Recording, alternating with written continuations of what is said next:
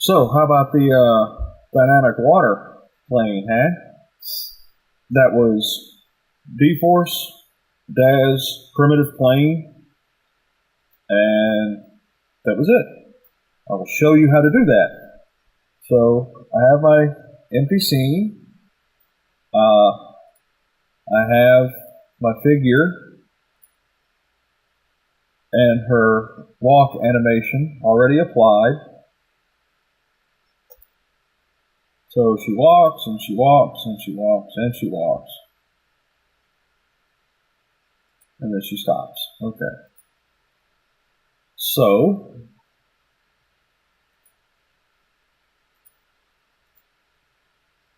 what we do is create a new plane. I've made this one 10 meters. This will be our ground plane, our collision plane. So it doesn't have to be very high resolution. Now we will create another plane. And this one, same size, but we will make this 128 divisions. And that's going to be our water. Now, we'll raise this up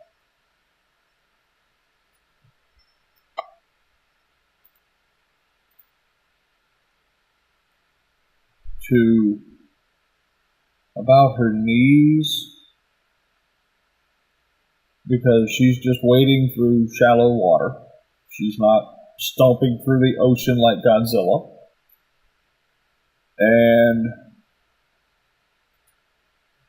But she is not deforming the water. What's doing that is a sphere. So we make that diameter of 2 feet, 32 segments and 32 sides.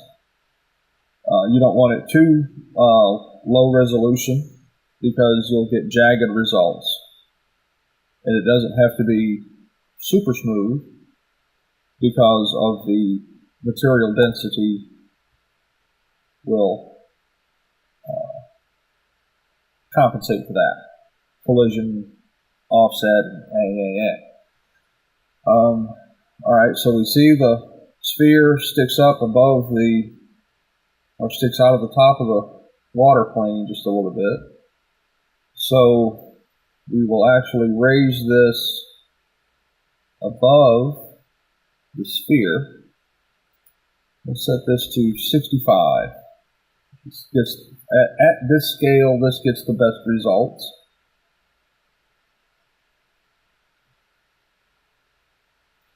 Because one of the other things that I wanted to show in this is terrain generation using D-Force and Daz primitives. Not just water planes, but landscape terrains. So we have our ground collision plane. We have our terrain plane and our sphere, which will act as the primary deformation collision object.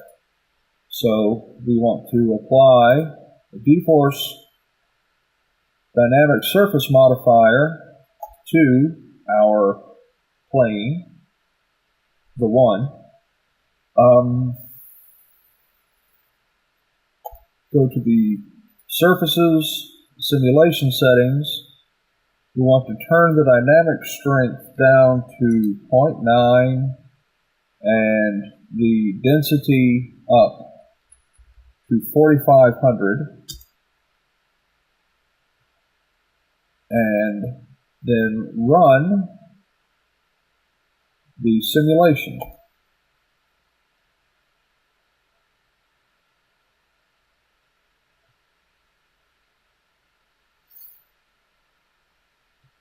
Now, what happens is with the dynamic strength turned down, we get more stretch in this plane than we would if it were set to 1. If it were set to 1, it would just collapse down onto the floor, wrap around the sphere, and there it would lay. But at 0.9, you see it starts to go down around the sphere and then springs back up. At 0.8, it will just bounce on top of the sphere and have very little. You see these ripples that it's generating now, you would have very little of that. So 0.9 works best for this in my testing.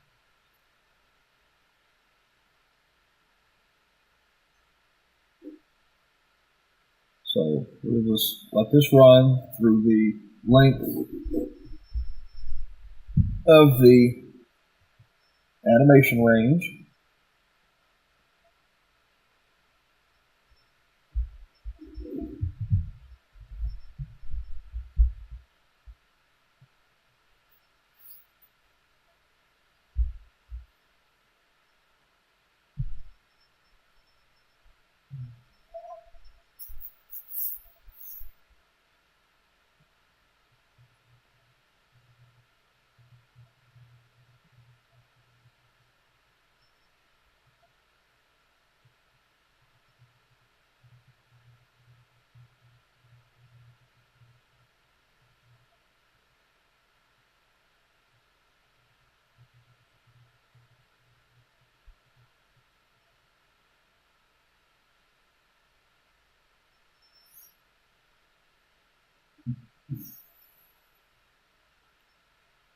Alright, so now we play the animation.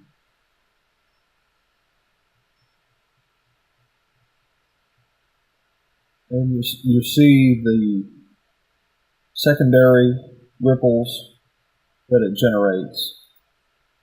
Now we can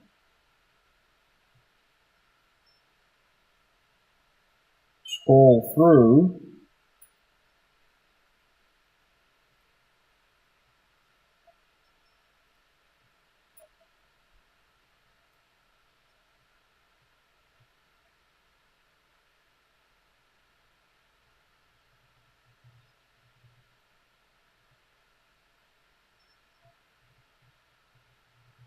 and find something that we can work with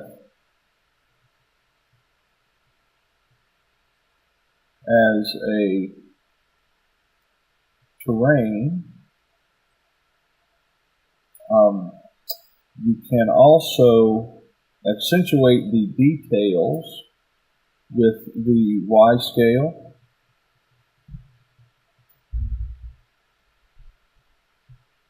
And you can use a deformer to drop this field down to tweak this center peak.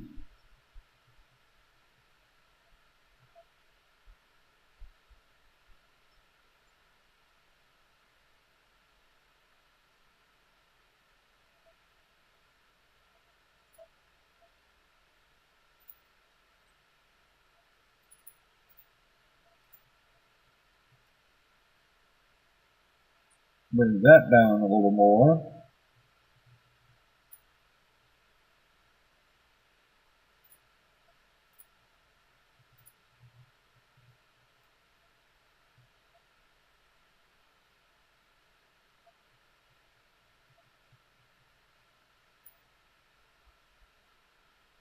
And then we can say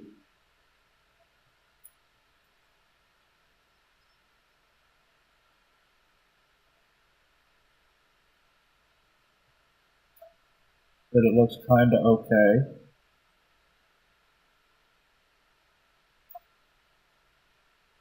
But we can hide that sphere.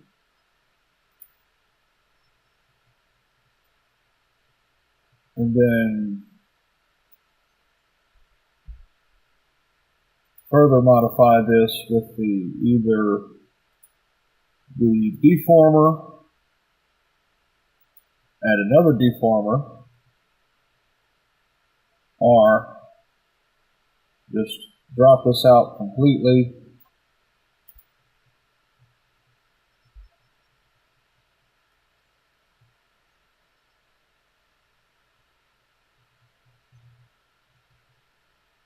Put in a city or something, and then this becomes our background. Drop a sky dome on it and say, look, I've had this, complete 360-degree mountain range. And like I said, you can go in and further shape it with deformers.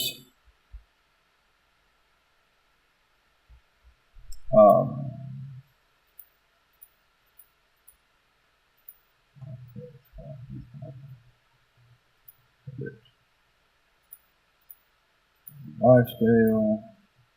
Right. Now, also, what you can do is, get back where it was,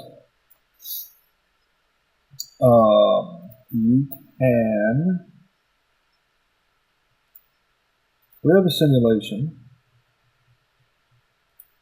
go back to your surface settings, your simulation, the contraction expansion ratio. If you drop that to 95%, then run the simulation,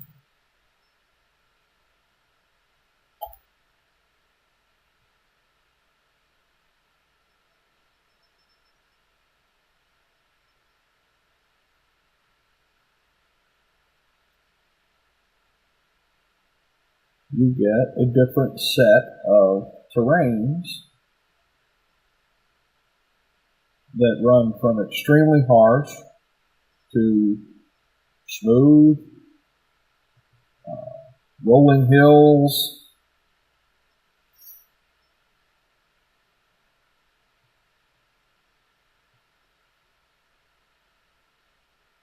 just however you want to, whatever you might be looking for in a terrain, or whatever you feel comfortable with as a starting point that you can go in and further modify with the geometry editor. You can set up surface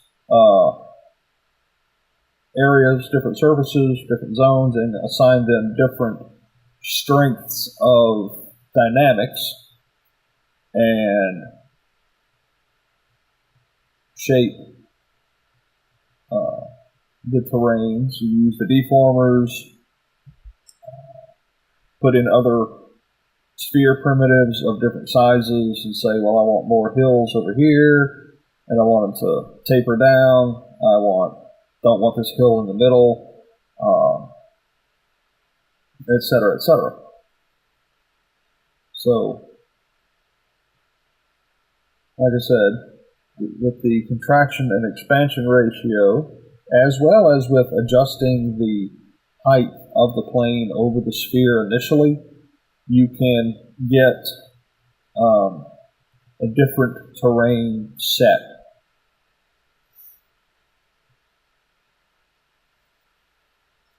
Tiling them is a little bit difficult, so you really couldn't do like a huge world size. You can put assets in the scene and then scale all of them down so that it all fits. You don't want to make a giant 100-meter terrain with 1,024 divisions I've done that. I'm sure it would have finished the simulation eventually, but after 2 hours and only 10% done, I wasn't holding out much hope. So yeah, you see here are some nice hills, some rolling hills, more hills, nice bigger hills, mountains, the blanket at the foot of the bed, nice little plateau, or meadow, what would you call it? Anyway, nice little landscape.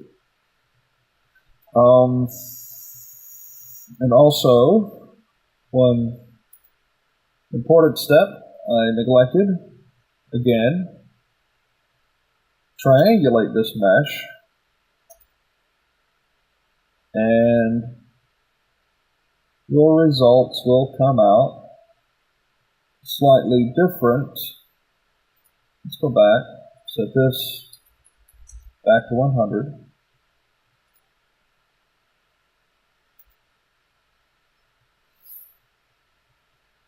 Because this increases the resolution of your mesh, and you get different results.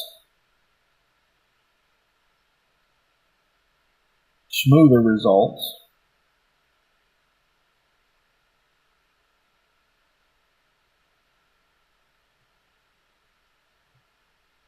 And this you would need to triangulate the mesh, or generate the mesh, the plane with more divisions to get the proper water effect.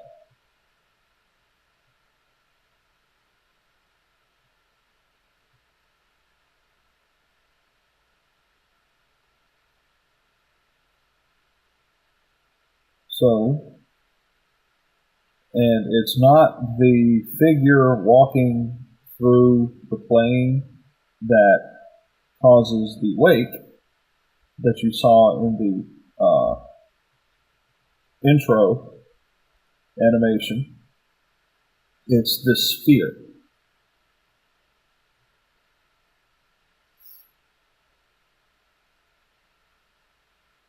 Because since the figure is actually inside, top and bottom of the mesh, if she were in the scene right now, she would just be bunching up this plane in front of her as she walked and kicking it around like a giant bed sheet. If that's what you're going for, okay. But this is a dynamic water and someone walking through it setup, so we won't do that here.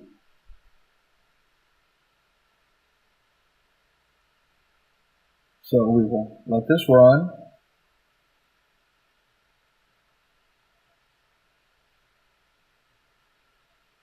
Which we don't have to. This is just part of the, hey look, this is how you can do terrains.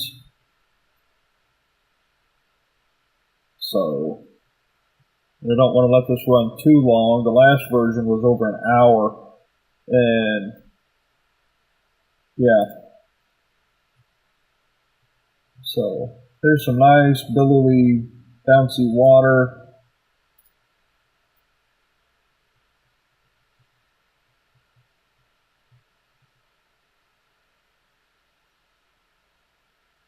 And again, nice little terrains that we can choose from and, you know, have a base to work from. Alright, so that's basically how you generate, errors, a terrain using the Daz primitives and dforce. Now, what we will do here, bring our figure back in, and you see this animation starts her off near the edge. which her hip is actually at minus 469.88. So we're going to move the sphere. You don't want it even with her.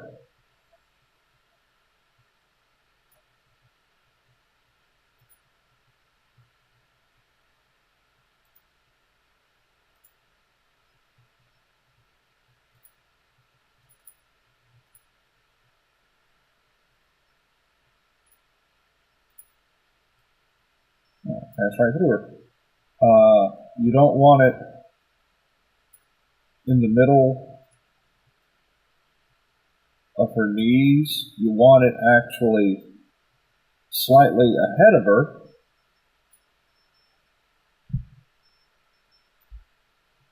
Because that's where the wake is going to be. But you do want it to look like she's generating the wake. So we put that at the top of the sphere, just in front of her.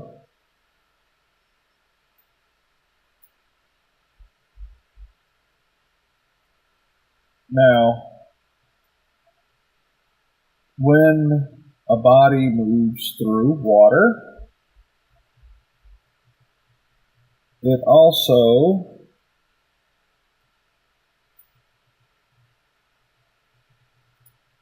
generates, well, depending on how fast it moves through water, there will be a cone. If she was moving real fast, then it would be a real tight cone. If she's moving fairly slow, it would be a wide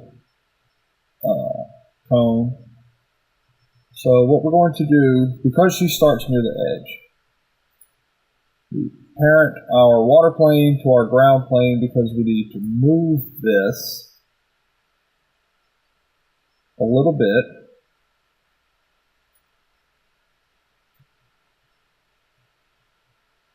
There. Because to create that wake cone, we have to use 2 more spheres, half the size of the initial sphere, and one, duplicate it, right. And we will set those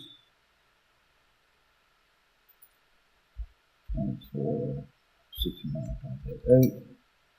Even with her, but out to the side.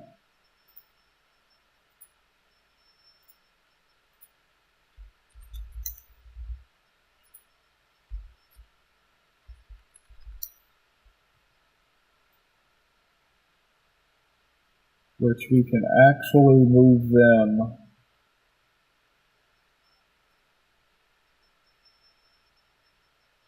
further back, 500 minus 500. And we want their tops even with the top of our primary sphere, so that they all collide at about the same height. Now, let's hide that for a minute. So she's going to move forward and take these 3 spheres with her. They're going to generate a radial arc wake in the water plane. So we have to parent the 2 smaller spheres to the larger sphere. We have to parent the larger sphere to her head, because the way her hips sway will cause these spheres to also sway, and generate an abnormal wake. So, then we don't want an abnormal wake, we want a normal wake. So,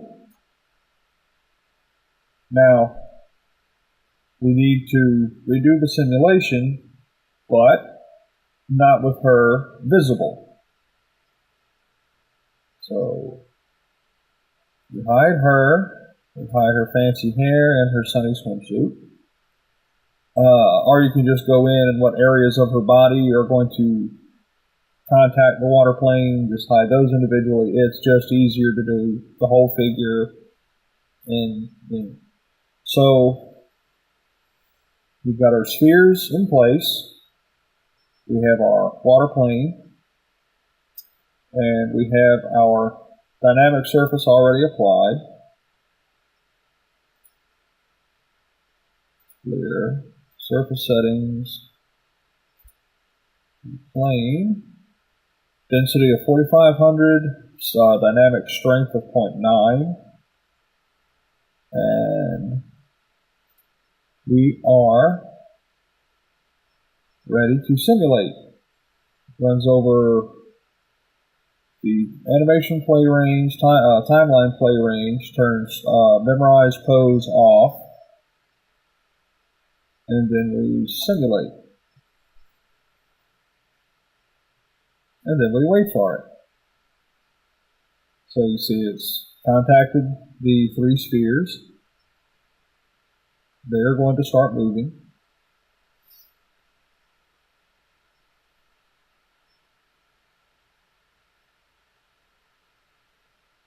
Now to get the water plane starts off still a bit rough. What you can do is expand your timeline, your frame count, and start her animation and thus the sphere movements later in the animation. Let it get through its first couple of bounces that are always real harsh, and even all the way at the end where it's like settled, and start your animation from there. It's depends on the level of realism you're going for, which if you're setting up something, if you're setting this up to show someone walking through water, I would think you're going, for a little bit of realism here. But for just this tutorial setup, I'm not that concerned with it. If I were doing a full scene, I would, go back and say, okay, I want the water plane to stabilize first, and then I want her moving through it. This will not work with a dynamics of 1. It will not look like water. It will look more like mud.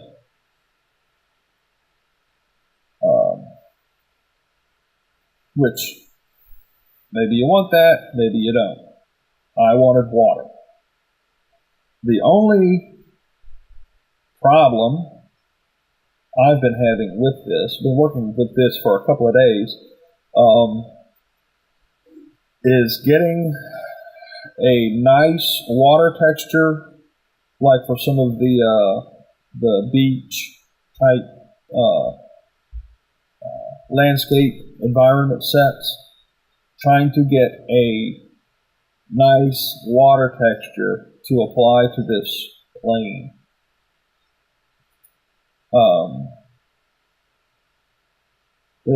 It hasn't been coming out like I want it to. So if you have some of those environment sets and it has an ocean plane, you can go in with the geometry editor and select certain areas of that water plane and say, this is going to be my dynamic water that my figure is going to move through, and then set it up this way. That way you have the full scene. Alright, so Now that we have that, we go back in, we bring our figure back into the scene, and hide our spheres, and then just run the animation.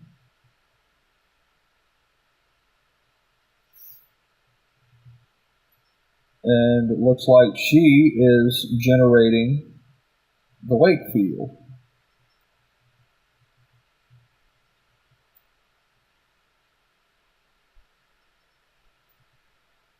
Now we can go in and tweak that because these spheres are a little bit far out. So let's do that.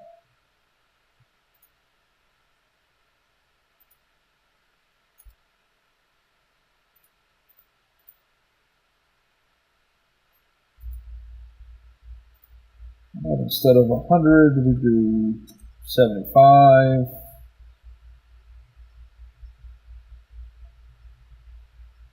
And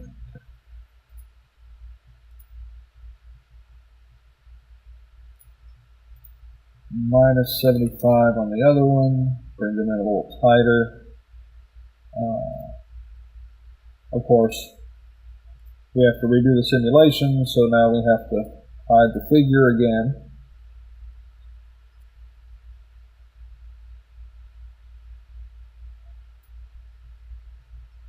But a little bit of trial and error. Like I said, depends on the scene you're going for.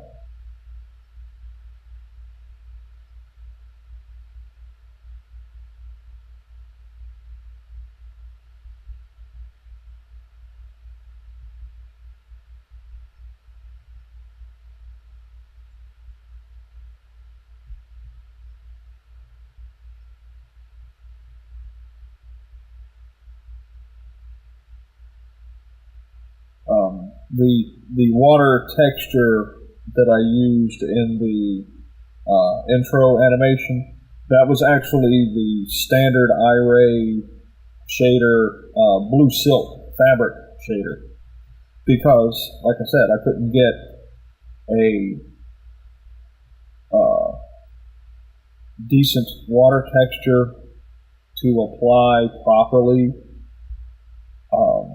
I did have a couple that were kind of close, but then you really couldn't see the detail of the water moving. There are full environment sets that have a nice water plane that I have not been able to get them to work with iRay. So there's that. They render nicely in 3Delight and in Poser Firefly, but they were not coming out in iRay the same way. And one of them was the Lost World environment set with the big, huge mountain, the giant rock formations and the little beach and the little water thing and all that. That looked real good in 3Delight or in Poser Firefly, but the ground and water textures are not applying properly in that. They're not displaying properly in iRay.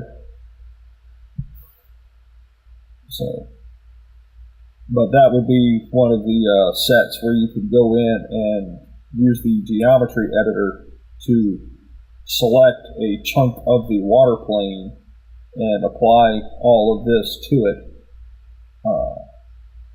and have a figure walking through it. All right, let's see, how does that look?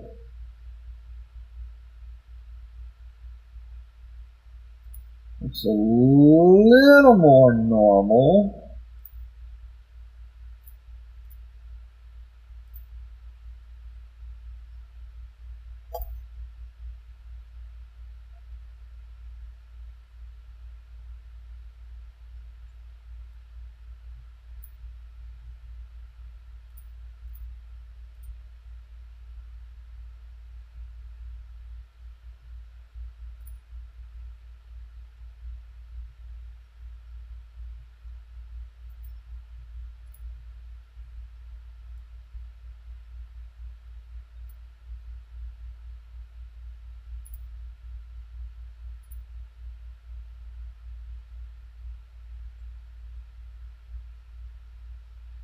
Yeah, see, as the water plane, as the bounciness calms down, you can see it's losing these spikes from these other spheres and looks more like she's cutting through the water.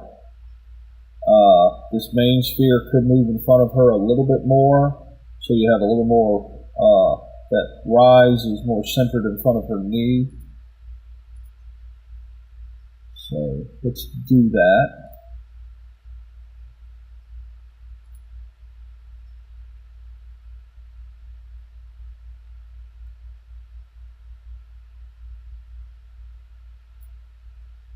And then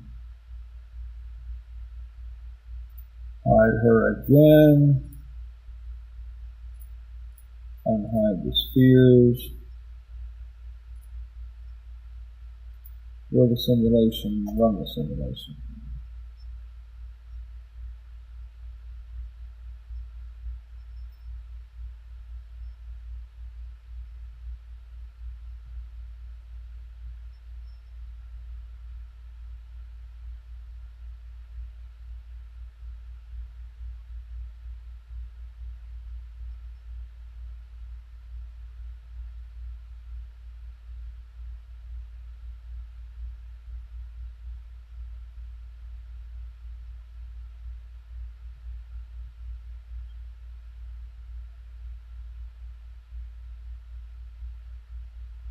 But anyway, that's about the basic principle of it. You know, you can play around with it, find your ideal settings. I don't want this to run too long because it will take forever to upload.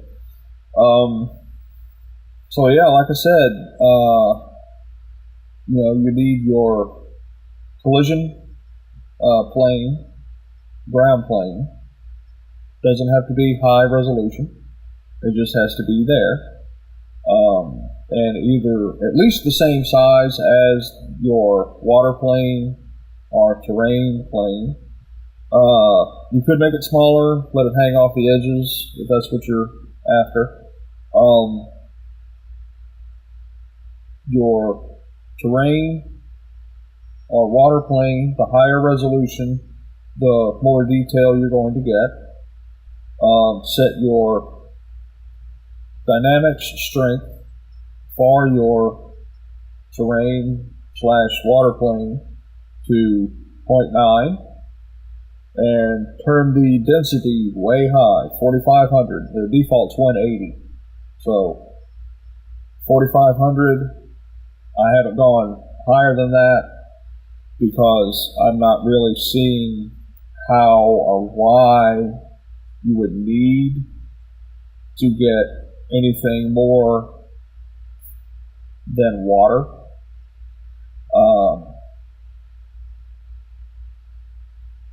And your height above your sphere will influence the bounce and return that it has, the springiness, along with the density and the dynamics strength.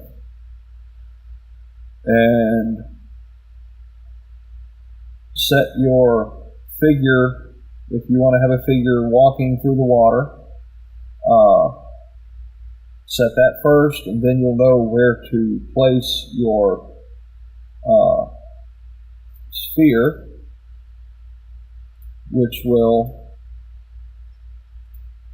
act as the deformation agent.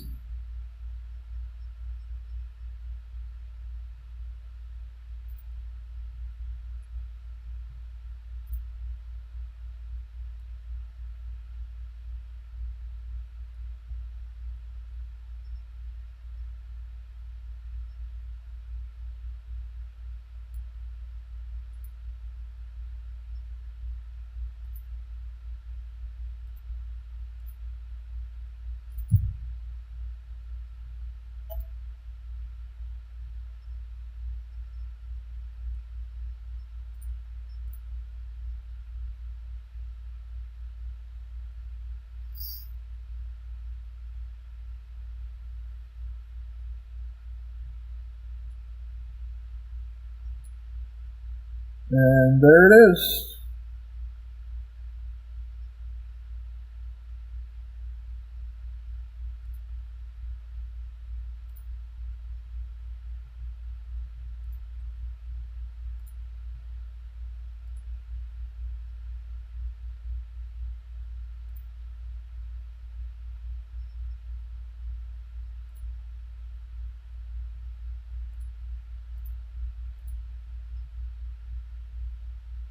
There she is, walking through water. With it breaking across her knees. And throwing out a weight behind her.